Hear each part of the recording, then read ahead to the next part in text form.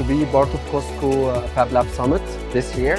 I had amazing 2 days getting to know the innovation of the startups. We talked about different things. We had a workshop about business model innovation and creation, and we had a talk about how to pitch your idea to investors and how to secure investments.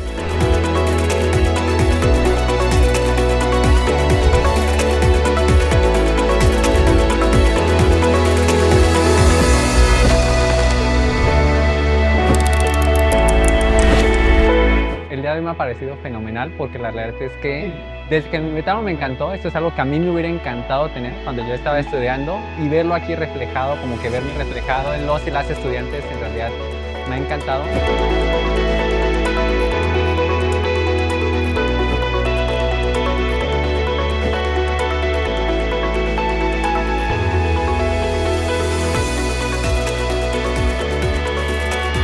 Siempre compartir conocimiento, ayudar a otros a crecer, verlos sacar nuevos proyectos, a uno lo llena de felicidad.